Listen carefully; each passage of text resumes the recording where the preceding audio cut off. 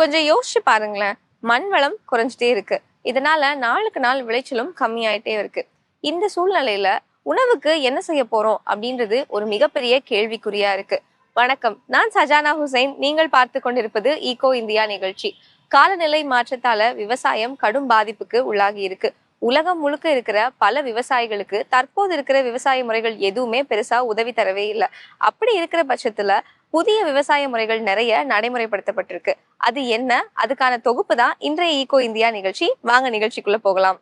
விவசாயத்துல செலவு அதிகமாகி லாபம் குறைஞ்சிட்டு வர இந்த சூழ்நிலையில பயிரிழப்பு ஒரு மிகப்பெரிய பிரச்சனை. தென்னிந்தியாவை சேர்ந்த ஒரு விவசாயி கிட்டத்தட்ட 0 செலவுல தன்னோட விவசாயத்தை பண்ணிட்டு இருக்காரு. அவருடைய வரவின் மூலியமா செலவை சமன் செஞ்சுட்டு இருக்காரு. ஏன்னா அவர் நெல் சாகுபடியோட மீன் வளர்ப்பையும் சேர்த்து செய்யறாரு. அது என்னன்னு தெரிஞ்சுக்கலாம் வாங்க.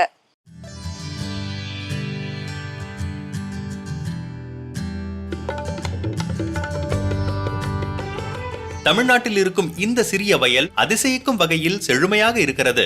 மீன் வளர்ப்பு குளங்கள் நெல் வயல்களாக மாற்றி அறுவடை முடிந்ததும் மீண்டும் குளங்களாக மாற்றுகிறார்கள்.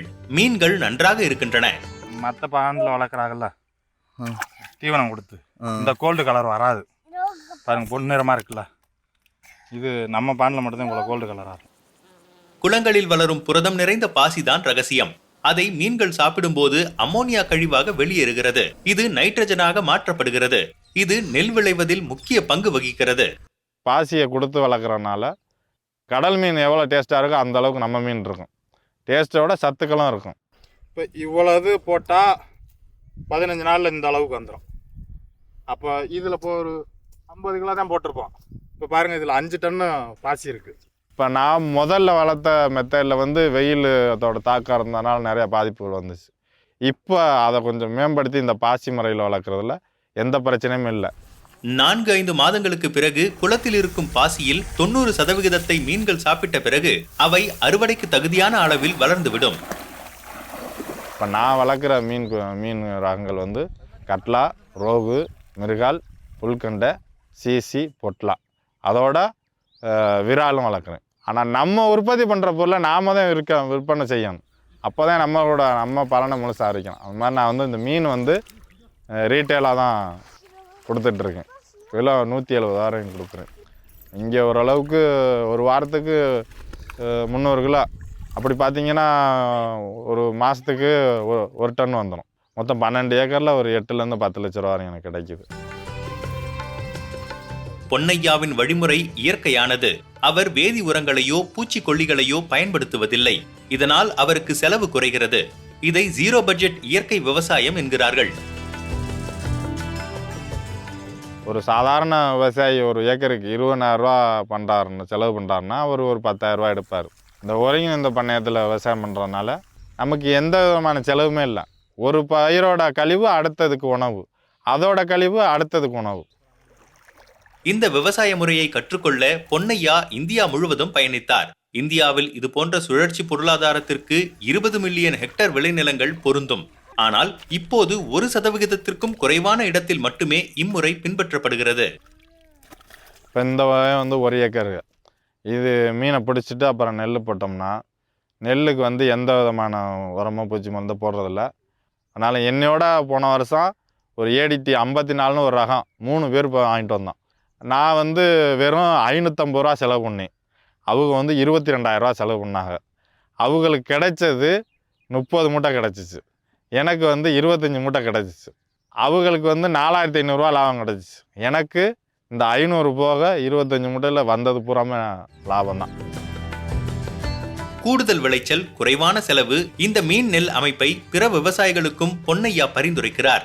இந்த முறையில் சுற்றுச்சூழல் சார்ந்த சாதகங்களும் உண்டு. ரசாயன உரத்திலே போய் நம்ம உற்பத்தி பண்ணாலும் நமக்கு உலகம் அழிவு நோக்கி தான் போகும். இந்த முறையில் நம்ம மாறி நம்மளும் வளர்ந்து நம்மளை சுற்றி இருக்க பொதுமக்களையும் வளர்ச்சி கொண்டு போகிறதுக்கு இந்த ஒருங்கிணைந்த பண்ணையம் ரொம்ப முக்கியம். ஒரு வயல்ல பயிர்கள் அறுவடைக்கு தயாரா இருக்கு. அத அங்க உள்ள பணியாளர்கள் கையால அறுவடை செய்ய போறாங்கன்னு வச்சுக்கலாம். ஒருவேளை ஏதாவது ஒரு நாள் ராத்திரி அதிகமான மழை பெஞ்சதுனால அந்த பயிர்கள் பெரும்பாலும் சேதமடைய வாய்ப்பு இருக்கு.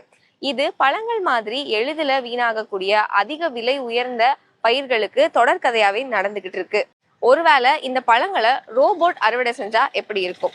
அது அதிக திறன் கொண்டதா இருக்குமா இல்ல அதிக வேகமானதா இருக்குமா? பார்த்து தெரிஞ்சுக்கலாம். ரோபாட்டுகள் பழங்களை அறுவடை செய்யும் போது இப்படித்தான் இருக்கும். இவை மனிதர்களை விட வேகமாக அறுவடை செய்கின்றன. ஆசியா, ஐரோப்பா, கனடா மற்றும் அமெரிக்காவில் உள்ள ஸ்டார்ட் அப் நிறுவனங்கள் எதிர்காலத்தில் விவசாயிகளுக்கு உதவும் இயந்திரங்களை உருவாக்கி வருகிறார்கள்.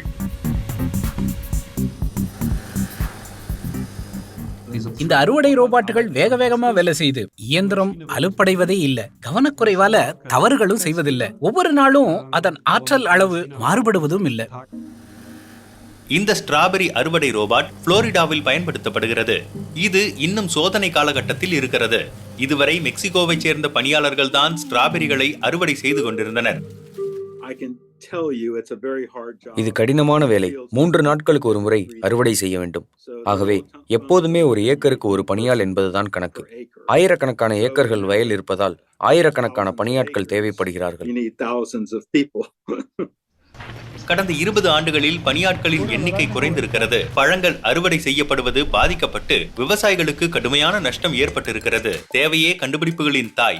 ஆகவே இந்த விவசாயி ரோபாட்டிக்ஸ் பொறியாளரை பணியமர்த்தினார். இருவரும் சேர்ந்து ஒரு அறுவடை இயந்திரத்தை உருவாக்கினார்கள். இதற்கு $7 லட்சம் செலவானது. இதனை விவசாயிகள் வாங்க தேவையில்லை. அறுவடை காலத்தில் வாடகைக்கு எடுத்துச் செல்கிறார்கள். இந்த ரோபாட் ஒவ்வொரு வரிசைக்கும் தானாகவே செல்கிறது. லேசர்களின் உதவியால் மனிதர்களையும் பொருட்களையும் இனம் பிரிக்கிறது.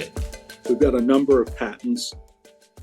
One of them is this patent that பல காப்புரிமைகள் இருக்கின்றன. அவற்றில் ஒன்று இடத்தை தக்க வைத்துக் கொள்ளும் வழிமுறைக்கானது. எந்திரம் மெதுவாக நகரும் போது அறுவடை செய்யும் தளம் அப்படியே இருக்கும். இந்த சக்கரத்தில் பல அலகு போன்ற அமைப்புகள் உண்டு. இவற்றின் மூலம் பழங்கள் அறுவடை செய்யப்படுகின்றன. சக்கரம் சுழலும் போது அலகு வெளியில் வந்து அடுத்த பழத்தை பறிக்கும். ஆகவே ஒரு செடியை சுற்றி வேகமாக வந்து வணிக ரீதியான வேகத்தை எட்ட முடியும். பறித்தல், பறித்தல், பறித்தல், பின்னால் செல்லுதல், பறித்தல், நகர்தல், பறித்தல், நகர்தல்.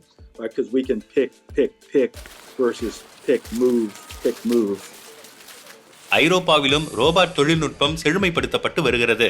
அஸ்பராக்ஸ் அறுவடையை வேகமாகவும் சரியாகவும் செய்யும் ஒரு இயந்திரத்தை டச்சு நிறுவனம் உருவாக்கியுள்ளது.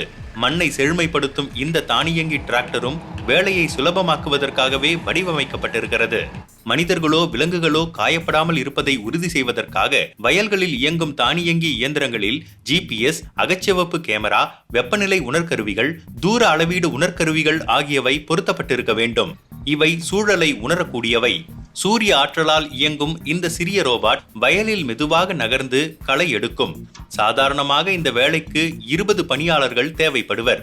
இதை பயன்படுத்தினால் பூச்சிக்கொல்லிகளின் பயன்பாடும் குறையும். உரமிடுதல், மருந்தடித்தல், நடுதல் ஆகியவற்றுக்கும் இதை மேம்படுத்தலாம். விரைவிலேயே ரோபாட்டுகள் இல்லாத அறுவடை வயல்களை கற்பனை செய்ய முடியாது என்ற நிலை உருவாகும்.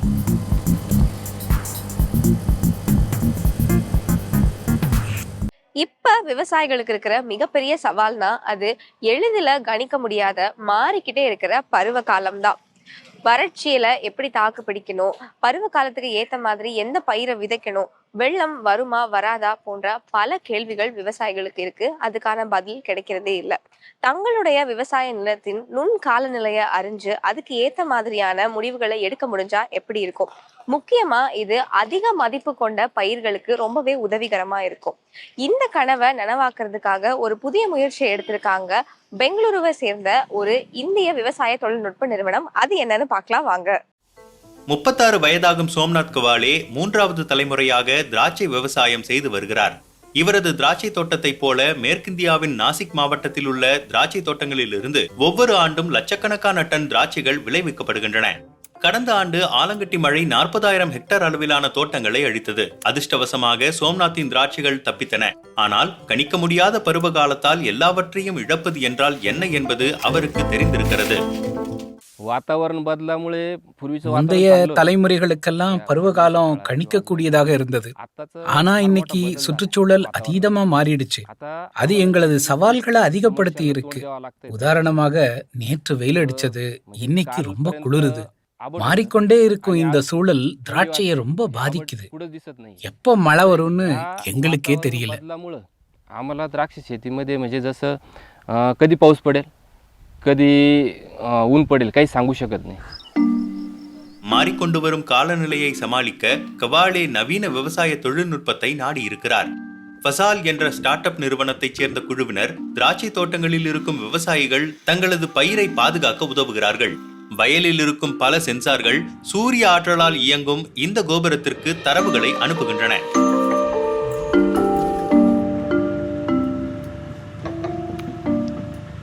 हे फसलचे दोन्ही सेन्सर आहे. हा 15 इंचावरती आहे. இவை தரையில இருக்கும் 2 சென்சார்கள். ஒன்னு 15 அங்குல ஆழம் செல்லும், இன்னொன்னு 24 அங்குல ஆழம் செல்லும். இவை மண்ணுல உள்ள ஈரப்பதம் எவ்வளவு, அதற்கு ஏற்ப நான் எவ்வளவு நீர் பாய்ச்சணும் அப்படிங்கறத எனக்கு சொல்லிடும்.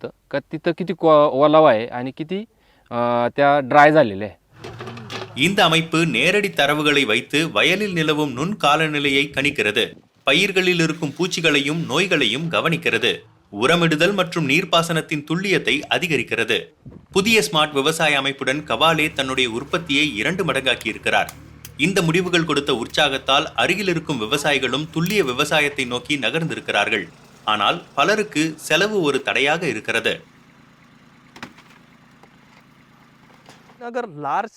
பெரிய அளவில் வேலை செய்ய வேண்டுமென்றால் போட்டி போட வேண்டும். ரூபாய் 50,000 85,000 வரை இந்த தொழில்நுட்பத்தை விற்றிருக்கிறேன். இந்த தொழில்நுட்பத்தை மக்கள் அத்தியாவசியமாக கருதுகிறார்கள் என்று நம்புகிறேன். முதலில் ஏற்படும் செலவுகளை அடுத்ததாக வரும் கூடுதல் உற்பத்தி சமன் செய்துவிடும் என்று இந்த நிறுவனம் நம்புகிறது. What we have seen, people or the farmers who have been using Fasal பயன்படுத்தும் விவசாயிகளிடம் என்ன பார்க்கிறோம் என்றால், திராட்சை மற்றும் மாதுளை போன்ற அதிக மதிப்பு கொண்ட பயிர்களில் அவர்களது செலவு பாதியாக குறைகிறது. crops like grapes and pomegranate. இந்தியாவில் உள்ள விவசாயிகளுக்கு நம்பகமான தகவல்களை அவர்களின் தாய்மொழியில் கொடுப்பது மிகப்பெரிய மாற்றத்தை ஏற்படுத்தும். பயிர்களுக்கு எப்போது நீர் மற்றும் உரம் தர வேண்டும் என்பதை அனுபவத்தை வைத்து முன்பு முடிவெடுத்தார்கள். இப்போது என்ன செய்ய வேண்டும் என்று பார்க்க செயலியின் நினைவூட்டல்கள் உதவுகின்றன. இந்தியாவில் இருக்கும் பன்முகத்தன்மை கொண்ட விவசாய முறைகளை மேம்படுத்த வேண்டுமென்றால் விவசாயிகள் சொல்வதை வைத்து தொழில்நுட்பத்தை செழுமையாக்க வேண்டும் என்று நிறுவனர் ஆனந்த் வர்மா மற்றும் அவரது குழுவினர் அறிந்திருக்கின்றனர். ஸ்மார்ட் விவசாய செயலி மூலம் இந்த பழமையான வயல்கள் மாறிவரும் காலநிலைக்கு ஏற்ப தங்களை வெற்றிகரமாக தகவமைத்துக் கொள்கின்றன. இப்போது இந்த திராட்சைகளை புளிக்காமல் இனிப்பதற்கான வாய்ப்பே அதிகம். காலப்போக்குல நமக்கும் உணவுக்குமான உறவு வளர்ந்துகிட்டே இருக்கு. முதல்ல உணவை சேகரிக்கிறவங்களா இருந்தோம், அதுக்கப்புறமா உணவை விளைவிக்கிறவங்களா ஆனோம். இப்போ விவசாய தொழில்நுட்பம், அறிவியல் ரீதியான விவசாயம்னு நகர்ந்துட்டு இருக்கோம். உங்களுடைய பகுதிகளில் விவசாய புதுமைகள் ஏதாவது இருக்கா? எங்களுக்கு தெரியப்படுத்துங்க. அடுத்த வாரம் மீண்டும் சந்திக்கிறேன். நன்றி.